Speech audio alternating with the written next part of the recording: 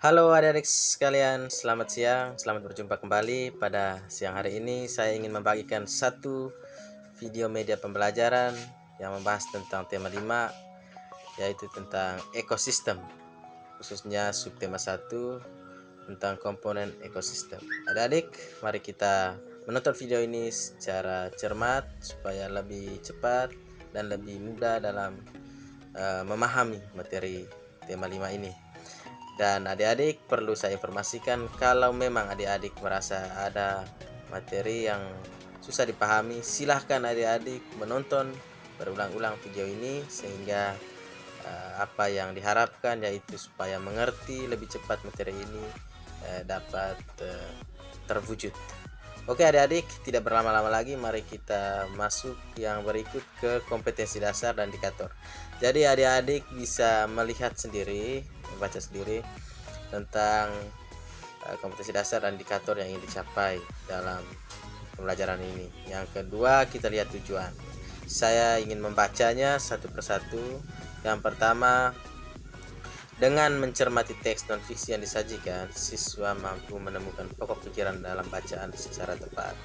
Yang kedua, dengan menyimak penjelasan dan mencermati teks bacaan, siswa mampu membuat pertanyaan-pertanyaan sehubungan dengan bacaan secara tepat. Dengan membuat bagan, siswa mampu menggolongkan hewan berdasarkan jenis makanannya secara benar. Dan yang keempat, dengan melakukan pengamatan dan pengumpulan informasi, siswa mampu membuat teks non-fiksi tentang penggolongan hewan berdasarkan jenis makanannya secara benar. Yaitu tadi adik-adik tujuan dalam mempelajari materi ini. Kita masuk ke materi. Adik-adik sekalian yang pintar-pintar dan yang bersemangat, tahukah adik-adik bahwa jenis-jenis buku non-fiksi itu ada beberapa. Yang pertama, coba adik-adik perhatikan, itu ada buku biografi, kemudian buku literatur, buku motivasi, dan buku pendamping. Adik-adik sekalian, di dalam buku-buku yang disebutkan atau dilihat oleh adik-adik ini itu terdapat teks non-fiksi. Jadi dalam buku-buku ini, karena buku-buku ini adalah buku non-fiksi, tentunya teks-teksnya juga adalah teks non-fiksi. Kemudian mari kita bedakan antara teks non-fiksi dan teks fiksi. Nah, kenapa kita perlu melihat kembali tentang teks fiksi itu adik-adik, supaya adik-adik lebih mudah atau lebih gampang dalam membedakan kedua teks ini. Karena kadangkala adik-adik bisa bingung mana yang disebut teks fiksi, mana yang disebut teks non fiksi. Oleh karena itu mari kita lihat perbedaan keduanya. Oke adik-adik, kita lihat. Satu, non fiksi menggunakan bahasa denotatif, sedangkan fiksi adalah bahasa kiasan. Ya, bahasa denotatif itu artinya bahasa sebenarnya atau makna sebenarnya, sedang kiasan itu makna yang sebaliknya, atau yaitu makna yang bukan sebenarnya. Yang kedua, dari sumbernya. Non fiksi berdasarkan pada data. Data ini termasuk fakta, sedangkan fiksi tidak berdasar data atau tidak berdasar fakta. Nah, itu perbedaan yang kedua. Yang ketiga, dari sifatnya. Non fiksi berdasarkan kajian jelas, sedangkan fiksi melalui fiktif atau hayalan atau rekaan. Yang terakhir, yang keempat, non fiksi bentuknya informatif. Informatif ini itu adalah informasi, dan fiksi itu adalah untuk cerita buatan. Ya adik-adik, saya kira sangat jelas ya perbedaan keduanya. Mari kita lihat. Yang berikut adalah contoh teks non-fiksi. Sengaja disajikan 3 contoh supaya adik-adik lebih mudah untuk memahaminya. Ya, kali ini Pak Guru ingin membacakan satu persatu 3 contoh tentang teks non-fiksi. Oke adik-adik, dengarkan dengan baik ya, supaya lebih mudah untuk mengerjakan tugas di akhir penjelasan Pak Guru. Sebentar. Yang pertama itu herbivore. Ya, saya baca ya. Herbivore merupakan golongan hewan pemakan tumbuhan. Hewan herbivore memiliki gigi seri dan gigi geraham. Gigi seri terletak di bagian depan. Gigi seri yang tajam berfungsi untuk memotong makanan. Sementara itu, gigi geraham berfungsi untuk menghancurkan makanan. Contohnya hewan Contohnya hewan herbivore antara lain kambing, kelinci, kerbau, dan rusa. Kemudian yang kedua adalah karnivor. Karnivor merupakan golongan hewan pemakan hewan lain. Sebagian besar hewan karnivor merupakan hewan buas. Hewan karnivor memiliki gigi taring yang tajam, gigi seri, dan gigi geraham yang kuat. Gigi taring berfungsi untuk merobek dan mengoyak mangsanya. Gigi seri berfungsi untuk memotong makanan. Sementara gigi geraham berfungsi untuk mengunyah makanan. Contoh hewan karnivor antara lain anjing, harimau, singa, dan buaya. Ya, itu adik-adik ya. Itu teks yang kedua, teks non fiksi yang kedua. Yang ketiga omnivore, itu judulnya. Omnivore merupakan golongan hewan pemakan tumbuhan dan hewan lain. Hewan omnivore memiliki gigi seri, gigi geraham, dan gigi taring. Gigi seri dan gigi geraham digunakan untuk memakan tumbuhan, sementara gigi taring digunakan untuk memakan hewan lain. Contoh hewan omnivore antara lain orangutan, monyet, dan gorila. Ya adik-adik, itu tadi tiga contoh teks non fiksi. Jadi adik-adik tentunya punya gambaran apa yang dijelaskan dalam tiga teks non fiksi yang sudah dibacakan tadi. Ya, kita lihat yang berikut. Ya, kita pelajari cara menentukan ide pokok dan contoh ide pokok. Ya, sebentar kita akan adik-adik diminta untuk menentukan pokok pikiran dalam teks non fiksi. Itu penting untuk dipelajari karena ada tagihan yang harus adik-adik nanti selesaikan terkait dengan berapa poin dalam materi ini. Ya adik-adik sekalian yang pintar-pintar dan yang semangatnya luar biasa, kita lihat yang berikut adalah pengertian dari gagasan utama. Ya, gagasan utama itu adik-adik itu sama dengan kalimat utama. Nanti kalau ada orang tanya gagasan utama dan kalimat utama itu sebenarnya sama. Pengertian gagasan utama dan kalimat utama. Gagasan utama atau ide pokok merupakan pertanyaan yang menjadi satu inti pembahasan. Gagasan utama terdapat pada kalimat utama dalam setiap paragraf. Letaknya biasanya terdapat pada awal atau akhir paragraf. Ada juga gagasan utama yang terletak di tengah paragraf bila paragraf tersebut adalah paragraf deskripsi. Bila paragraf bersifat paragraf campuran, gagasan utamanya ada di awal dan di akhir paragraf. Ciri khusus kalimat utama adalah memiliki makna umum di antara kalimat-kalimat lain yang terdapat pada paragraf yang sama. Ya adik, itu tadi pengertian dari gagasan utama atau kalimat utama. Mau nanti kalau misalnya belum terlalu menangkap, silakan diputar berulang-ulang video ini ya.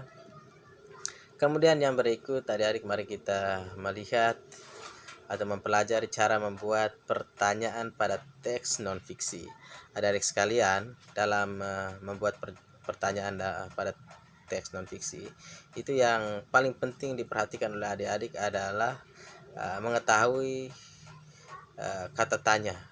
Jadi ada 6 kata tanya yang selalu dipakai dalam membuat pertanyaan. Dalam membuat pertanyaan pada teks non fiksi juga 6 kata tanya ini dipakai supaya pertanyaan-pertanyaan yang dimunculkan itu lengkap. Yang pertama kita lihat apa atau what, yang kedua itu siapa, itu who, yang ketiga itu kapan, when, keempat itu where, di mana, kelima itu why, itu mengapa, dan terakhir how, bagaimana. Adik sekalian, 6 pertanyaan ini nanti itu menjadi landasan untuk membuat pertanyaan pada teks non fiksi yang adik-adik baca. Jadi dalam setiap teks non fiksi itu tentu ada informasi-informasi yang perlu digali. Nah, bagaimana cara menggalinya? Ya dengan menggunakan pertanyaan-pertanyaan yang berdasar atau merujuk pada kata tanya yang ada yang ditayangkan ini. Adik-adik sekalian yang pintar-pintar dan yang bersemangat, nanti di akhir penjelasan ini adik-adik juga diminta untuk membuat pertanyaan-pertanyaan terkait teks non fiksi yang sudah dibacakan di depan tadi. Jadi ini tolong untuk dimengerti, dipahami supaya nanti mudah untuk mengerjakannya. Adik-adik, mari kita lanjut ke yang berikut, pengelompokan hewan berdasarkan jenis makanannya.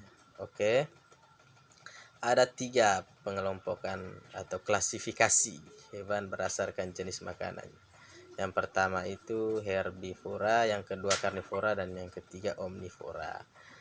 Oke, kita lihat apa sih maksudnya dari ketiga jenis hewan ini. Yang pertama itu coba kita lihat gambar yang ada di bagian kiri adik-adik. Nah, coba lihat itu. Yang pertama herbivora. Herbivora itu ternyata adalah hewan pemakan tumbuhan. Jadi adik-adik sekalian, apa saja hewan yang memakan tumbuhan? Nah, itu saya pikir adik-adik sering lihat dalam kehidupannya adik-adik di rumah, itu di lingkungan, di sekolah bahkan itu sering dilihat. Itu ada contohnya adik-adik ya, di gambar yang kedua itu. Di dalam tabung ada gambar hewan-hewan itu. Jadi singkatnya atau poinnya adalah semua hewan yang memakan tumbuhan disebut herbivora. Ya, itu diingat ya adik. Jadi sekali lagi saya ulang, semua hewan yang memakan tumbuhan disebut herbivora. Itu harus digaris bawah. Yang kedua karnivora. Karnivora ini pemakan daging. Ya, bisa dikatakan semua hewan yang memakan daging itu disebut karnivora. Hewan apa saja ya, kalau dia makan daging disebut karnivora. Kemudian yang ketiga omnivora. Jadi setiap hewan yang memakan tumbuhan dan juga memakan daging itu disebut omnivora. Jadi dia makan dua-duanya, itu disebut omnivora. Coba kita lihat yang berikut. Oke adik-adik, ini bagian yang terakhir. Setelah mendengarkan penjelasan ini tadi, adik-adik diminta yang pertama untuk membuat pemikiran dari teks non fiksi. Yang kedua, siswa atau adik-adik diminta untuk membuat pertanyaan dari teks non fiksi. Yang ketiga, siswa diminta untuk membuat teks non fiksi tentang penggolongan hewan berdasarkan jenis makanannya secara benar. Oke, berkaitan dengan nomor 1 dan nomor 2 adik-adik, mungkin ada yang bertanya mana teksnya. Teksnya seperti yang sudah saya sampaikan tadi, teksnya ada di tengah video ini. Ya, tadi saya sudah bacakan teks, ada 3 teks tadi. Yang pertama judulnya tadi, mungkin kalau saya tidak salah ingat itu ada herbivora, kedua itu ada herbivora, karnivora, dan omnivora. Itu judul teksnya tadi. Saya sudah bacakan tadi. Nanti adik-adik kalau susah untuk menentukan itu, nanti adik-adik bisa membuka secara berulang-ulang video ini, kemudian memberhentikan video ini di tepat di tampilan teks non fiksi tadi. Jadi setelah dibaca secara berulang-ulang, nanti kerjakan soal yang diminta. Yang terakhir itu lebih lain, yaitu dia adik-adik diminta untuk membuat teks non fiksi tentang penggolongan hewan berdasarkan jenis makanannya secara benar. Ya adik-adik, mungkin sekian dulu. Nanti saya akan mengirimkan batas jam pengumpulan dari tugas ini di grup WA. Jadi adik-adik nanti pantau terus WA supaya tidak ketinggalan informasi. Dan adik-adik sampai jumpa, semoga tetap semangat dan semoga lancar dalam setiap usaha untuk memahami setiap pembelajaran yang diberikan. Oke, sekian dan terima kasih.